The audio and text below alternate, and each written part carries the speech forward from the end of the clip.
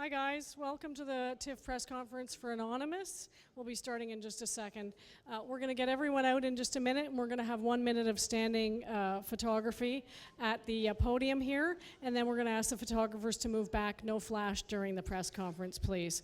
Also, please keep the center aisle and the side clear for volunteers with microphones for questions. And members of the media, please remember to identify yourself before asking a question. Please make sure your cell phones are turned off. If you want to watch the press conference, it's being streamed live at www.tiff.net/festival. And now it's my great pleasure to welcome the director, screenwriter, and cast of Anonymous, as well as our moderator, Henri Behar. Thanks so much.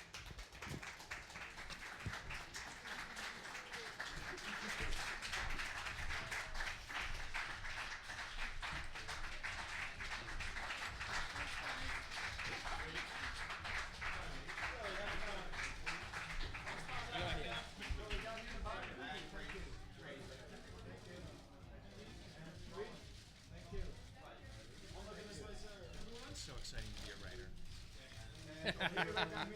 You can see how they're just enthralled by me, aren't they? Oh, shush. Get some ego, please, a bit. Do something.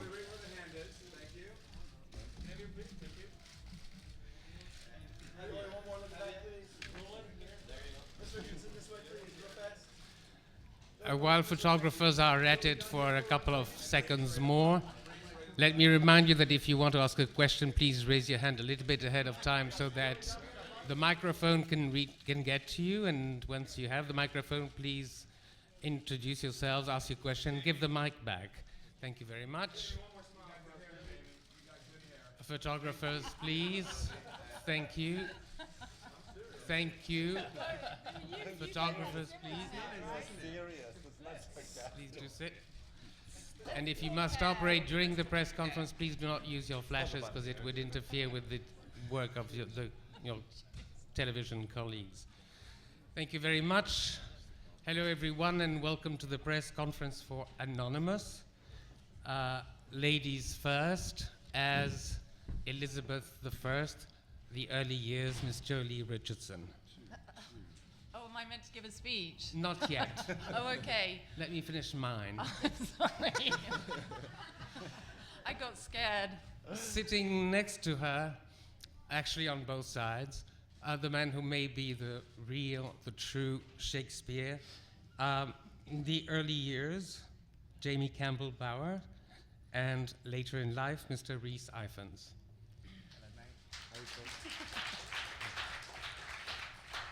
At the far end of the panel, at my far end of the panel, Shakespeare, as he unfortunately may have been, Mr. Rafe Spall.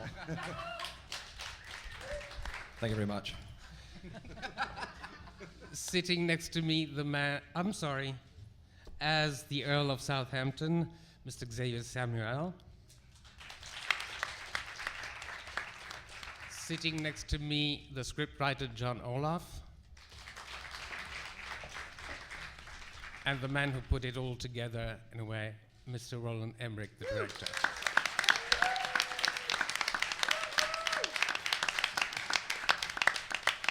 And I'm afraid the first question will go to you, Miss Richardson. I'm sure it's been asked 1 million times, and it will be asked, no doubt, 1 million more. Isn't it a bit eerie to play the same part as your mother? Is it a bit easy, did you say? Eerie. Eerie. Ah, my ears are bad.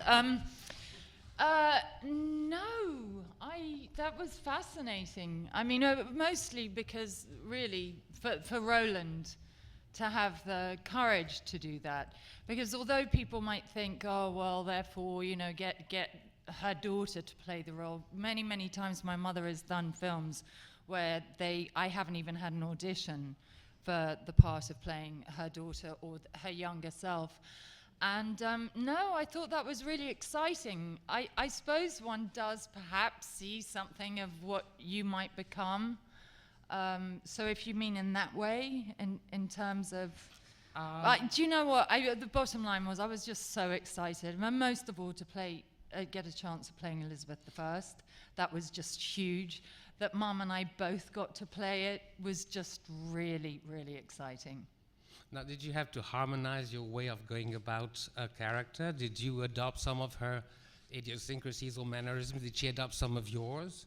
Well, we didn't harmonize any of our actions. Roland talked about it at the beginning. He said, but perhaps, we should have a few key gestures. We almost did, didn't we? But then we all decided that it wasn't a good idea. Yeah. And also what made it even clearer to me about not doing that was I saw a tape of my mother when she was 30, and she was giving an interview, and there was absolutely nothing about her that reflected on who she was now. Her voice was different, her mannerisms were different. Obviously, she looked different, and I thought that what with the iconic pictures of Elizabeth are just so famous that I thought that would tell the story better than our gestures.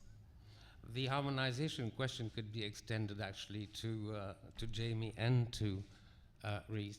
Did you work together, you two gentlemen, to make one character out of two actors?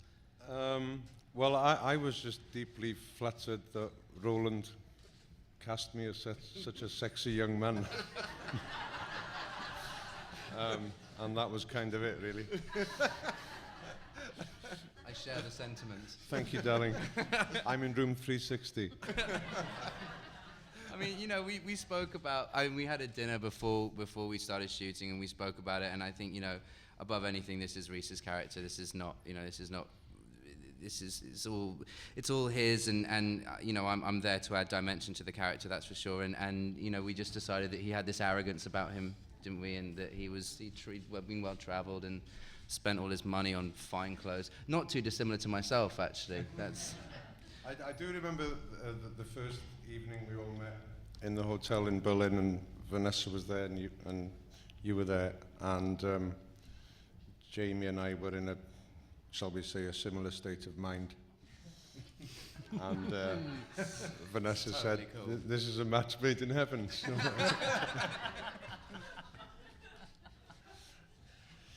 Now, the idea that the Earl of Oxford could be the real Shakespeare, was it something that was floating in the air, or something that you just came up with? Oh, no. I first read about the Shakespeare authorship question about 20 years ago, and then wrote a very early draft of the script about 15 years ago, after doing a ton of research and getting more and more sucked into it. And then I met Roland about 9 or 10 years ago, and basically forced him to read the script, I think. And then we had this 5-year collaboration of changing a pretty okay script into the movie that you see.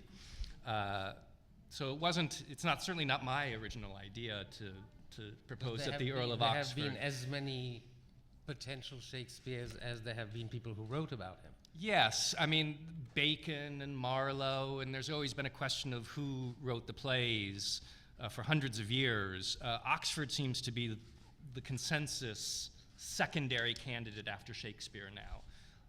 So Oxford, I think, is the guy. Before we get to you, the question is to address to the actors, all of you. I don't know how familiar you are, whether you've worked or played a lot of Shakespeare on stage. Do you guys have the feeling that, based on your intimacy with the words and the text and the characters, that those plays could not have been written by one character, or perhaps someone who was not an actor? I think one of the things that fascinates us still today, and one of the reasons why this question is being asked in this film, is how such a huge, diverse body of work could be written by one person. And that's something that's always fascinated me, and the fact that Shakespeare is still so prominent and within the fabric of our culture, that it's everywhere. It's still taught in schools. There's probably 5 productions of Shakespeare going on in the city at the moment, So for me, that's something that's always interested me. I don't have any clear opinion on who wrote these plays, but I've always thought that surely one man couldn't do it all by himself. Do you want to pick up on this, Mr. Evans? Yeah, I think, just to draw an example from this film in particular, that all great works are often a collaboration between a writer, a director, or an actor. And I think certainly that is possibly the case regarding the authorship of Shakespeare's plays.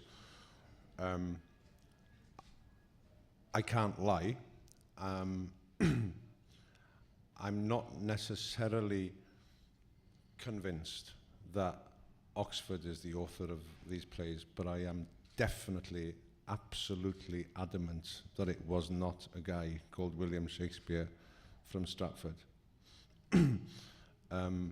So the beauty of any great piece of art is that it creates a debate, a necessary debate. And that's what this film does, and I'm proud to be part of it. Xavier? Again, I don't conscribe to any particular theory. It's always struck me as a little bit of an elitist argument to say that a working class man could not have written these plays. I think Southampton's a likely contender as well. Definitely. But I also think one of the other key issues of the film that the film tackles brilliantly, I think, is not only the authorship question, but also the relationship between arts and politics.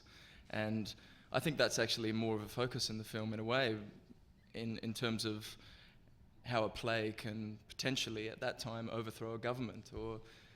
And I think that's one of the really interesting aspects of the film, perhaps even more so than the authorship question. What is your take on that, Mr. Emmerich?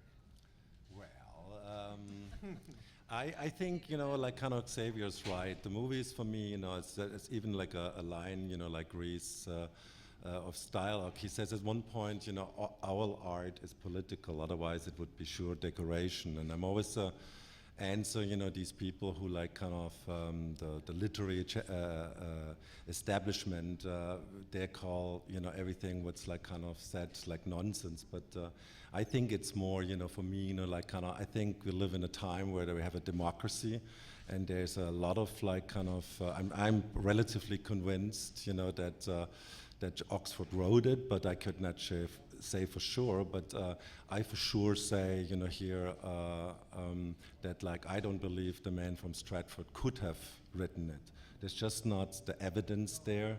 There is, there's just like no evidence for him to having been a writer, and that's like just a fact. And whenever you like kind of get in a debate, and I had one in the English-speaking union with some Stratfordians, you ask them questions, like a very simple questions. Why is there no letter ever existent from a man of letters?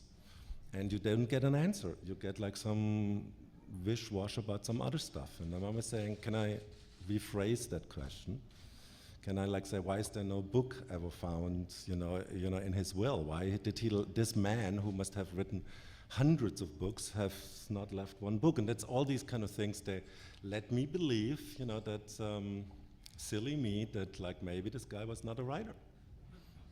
Because what we know about this bloke, William Shakespeare from Stratford, exists on an A4 page. There's such little information that exists about him. We know that he was an actor. We know that he was working class. We know that he was the son of a glove maker, and we know that's it really, that he was from Stratford. We know he was a moneylender. A moneylender. He traded grain.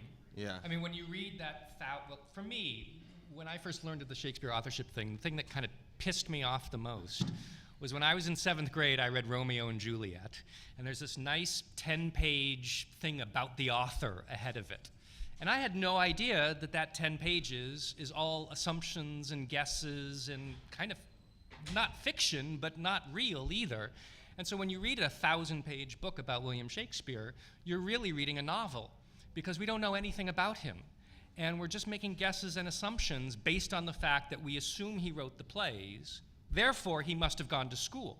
Well, there's no evidence he went to school, but he must have gone to school because he wrote these plays. And all of the teachings you learn about Shakespeare is all that kind of backwards logic. He must have gone to Italy because so many of the plays take place in Italy. We don't know he went to Italy. They call them the lost years. It's all backwards logic. And I think that's also why everybody, you know, like in the Stratfordian side is now so pissed, because, you know, we like kind of call them by their lies. They're like kind of, there's a whole industry going on. There's like kind of Stratford industry, the Shakespeare industry. it's like You know? Disneyland Yeah, when it's you go Disneyland. there. Exactly. Except the thing is, but Roland, don't you think at the same time it is celebrating Shakespeare? All that industry will always exist because he will be known as Shakespeare. Yeah, but you know, I'm like kind of saying, you know, it matters, you know, that we know the true author, because when you talk to somebody like Mark Rylance, you know, he kind of tells you, yes, I want to know who wrote it because it helps me to act these plays better. And Julie, you're right. You know, what we also wanted to do, we wanted to celebrate Shakespeare's work, because we make a movie about Shakespeare. We call him the true Shakespeare. And then overall, this is only another invention, because we were like kind of clearly stating in our film, this is just another invention, you know, because everything when there's so little known about somebody, it has to be an invention. You know, and I believe anyway, you know, that you can do no historical movie ever which is not invention. You cannot even do like a movie about somebody who lived 20 years ago and be really absolutely accurate. And maybe you don't want to be accurate. So in a way, you know, we see this as a celebration of the writer William Shakespeare. I think the difference between this film and the Shakespeare we're taught about, are told about, is that this film validates the writings of Shakespeare historically and politically, whereas everything else we're taught about William Shakespeare simply doesn't. So if we read these plays in a historical and a political context, then they have power, real power for change, which is what they had at the time. Sir? And you know what I just find really charming or ironic or wonderful about the whole thing is that the story of Anonymous is just like one of Shakespeare's plays. He would have told this story. The story about the Earl of Oxford is the romantic version of what could have happened, and the whole point of what's in a name, realistically, what is in a name, the work is extraordinary. It always will be. And you know, the thing going back to Mark Rylance, who ran the Globe, was artistic director for years, was more of the Baconian school of thought, whereas Dominic Dromgoole, who then took over from him, was more Stratfordian, and they engaged in big debates. And the Stratfordian, Dominic Dromgoole, he said he loves the debate about the whole subject because it's historical inquiry. And going what Therese said, I mean, that is what I think, what blew me away when I saw the film, was just the power of those scenes in the Globe, of when the audience is engaged, and it does have a power to change. And that's what made me think that Roland had just done such an incredible job. And whoever Shakespeare was, whether it was the man from, I don't know who it was, but he would have loved this story. It's typical Shakespeare. It's Twelfth Night. It's like the brothers, the sister, the who did what. It's perfect. It's a Shakespearean drama, the film. There's a question. I hate to interrupt. Sir. I think it'd be fine just while listening to you all. The Hollywood Reporter, Scott Roxborough. I actually just like to ask the actors, almost anyone could jump in. You're all very well respected, some on stage doing Shakespeare. Did any of you have any trepidation initially being in this movie with Roland Emmerich directing, who hasn't been known yet to make a film like this? And have any of you gotten any flack from fellow thespians for being in a film which portrays the bard as a fraud? Not just a fraud. Way worse. I mean, no, not for me, no. You know, I just want to do stuff that's good.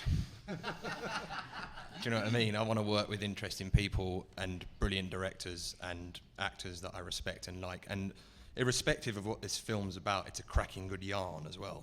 Do you know what I mean? It's a good story. It's a beautifully put together, structured story. And I want to be involved in telling good stories. You know, and I play Shakespeare, Fakespeare. So he's not the real Shakespeare. But no, I've not encountered any flack from anyone, no. Although people are very passionate about it. I I think what the film offers, above anything else, whether or not any of us have received any flack from any of our, co-workers or whatever, or, I think it offers an education for those people who won't necessarily have heard of this theory before or heard of the possibility that maybe Shakespeare didn't write these plays. And I think that's important. And I think that, to share the sentiments that the guys were saying earlier, to go and use cinema as in its true medium and in its true form to show people something different is incredibly important, because we do lose that nowadays, and we have lost that somewhat. And I think that's desperately, desperately valuable, incredibly valuable.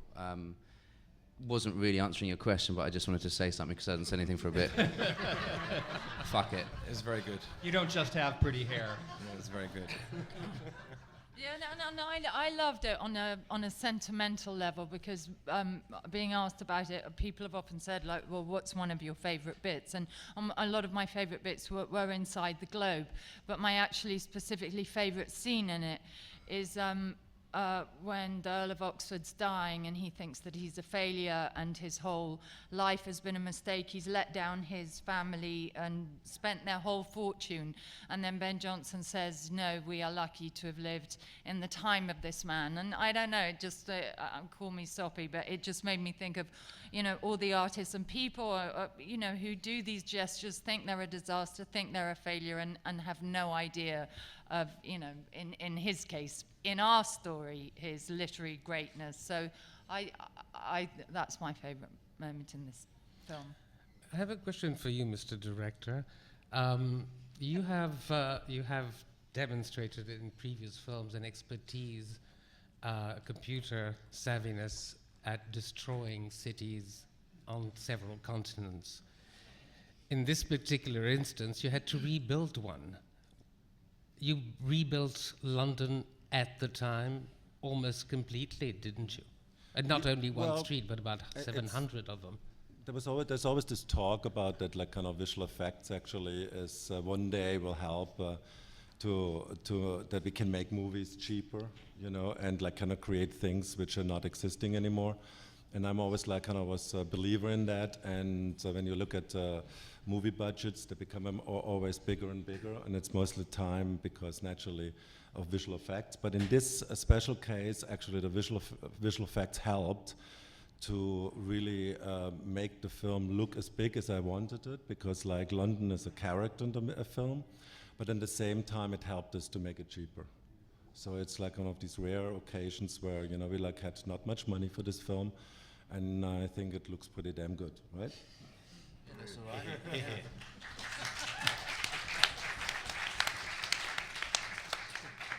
It was quite funny, can I just say, because I think maybe all of us feel this, right?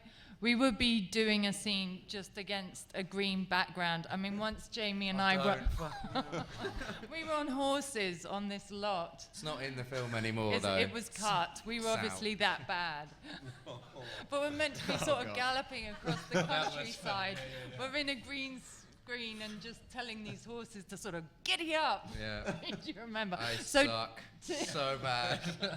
Not so a to then a see the natural film writer. and then think, oh, that's where we were supposed to be. It was that, even though it was cut. But no, I mean, you must have had moments like that, right? The green screen thing.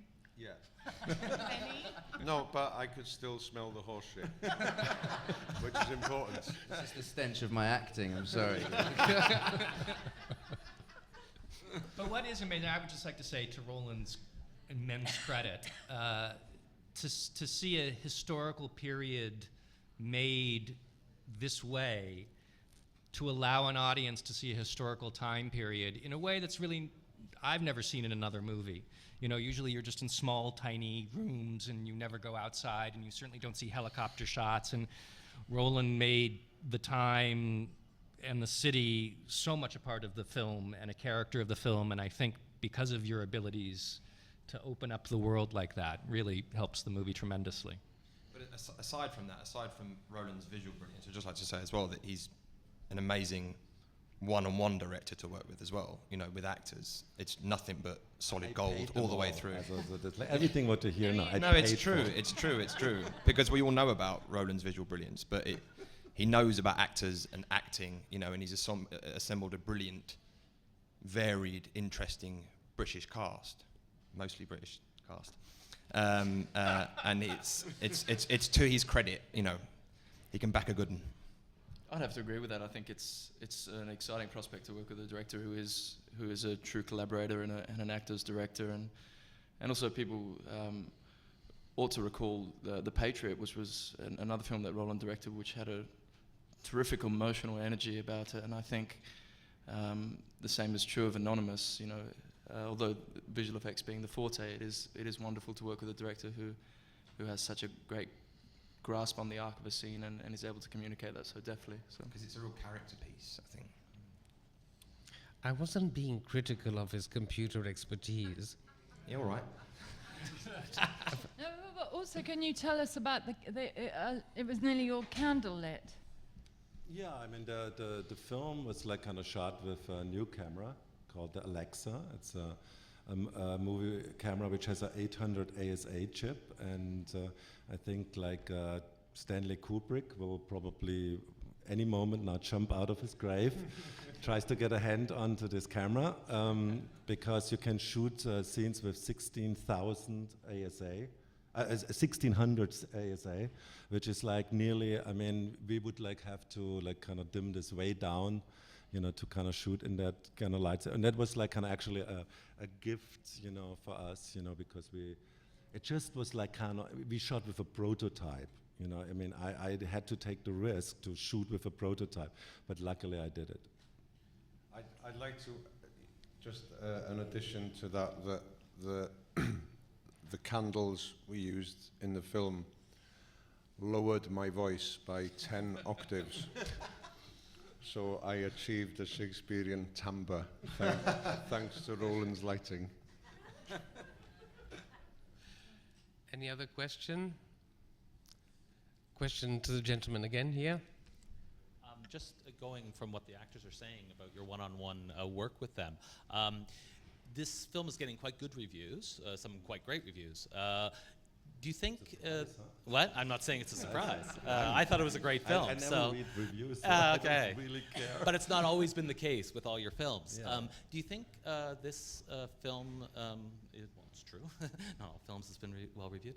Do you think with this film you'll be getting a bit more recognition, perhaps overdue recognition, of your talents as a filmmaker? Yeah, so be it. I mean, it's like I always, you know, like I always try not to think too much about these things, you know, because as an, you know, as a filmmaker, you don't want to kind of think too much as strategically. What you kind of just like kind of do, you do what you love the most, you know. You like try when you discover a story like Anonymous in a great script I discovered in his script, which was actually titled Soul of the Age, you know, you're just like so excited, you know, you want to do it. And then, you know, sure, even my friend said, you know, are you really sure you want to do this, you know? But at the end, you have to just believe in yourself, and then you do a movie, and then if it's, it could have also be, you know, like it would have been, you know, disaster, who knows, you know? But I'm happy that I made it, you know, because I want to alternate my big movies, you know, with, you know, movies like that, you know, because I'm a, you know, have another couple of 2-3 small movies I want to do, but my next movie will be a big movie again. It's really funny to think of Anonymous being a small movie. This is quite a big movie to me. It's like huge, Why? epic. I feel like it's quite Yeah, big. I'm like talking in money terms. Yes, it's a big movie. It's one of the most epic movies I've seen. I agree. I remember a moment in Berlin where Rafe and I were stood outside the Globe Theatre, rebuilt to precision, and we just pointed up and went, fucking hell, low budget?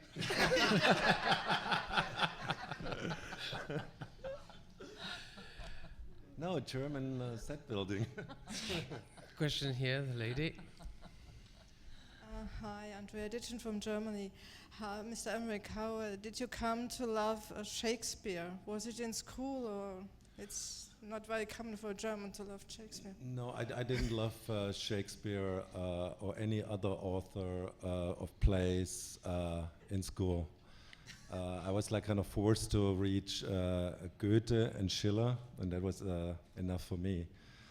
It was just later in life, when I saw first films made after William Shakespeare, I said, wow, this guy can tell a story, and then, like kind of through this gentleman who like kind of, put the script in my hands, I was like forced, pretty much to like kind of see everything what I could and read everything what I could. But mostly I actually used films to educate myself about William Shakespeare, because there's 3 or 4 Hamlets existing over the 100 year of filmmaking. So it's a great tool actually to kind of, you don't have to go into the theater.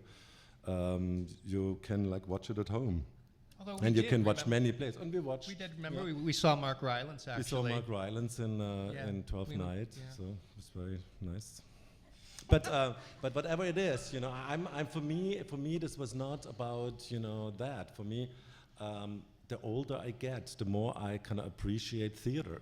It's so strange for me, because now I'm like looking forward to see a play, and for me, for example, one of the best plays I've seen lately was Mark Rylance in Jerusalem. It's just incredible how good this man is and what he does. And you sit like after a long flight from Los Angeles in a room, for 3.5 hours nearly, and you watch mesmerized, what's their performance stage, and that's like kind of just what I really, because I had to do it, I kind of studied exactly and thought it through what these theaters must have been like, and I think we lost a little bit something in our theaters, because they were very democratic, these theaters. There was like kind of the noblemen actually went only there to be seen, so they had like the worst seats, And that was like kind of always made me think, and 90% of the audience could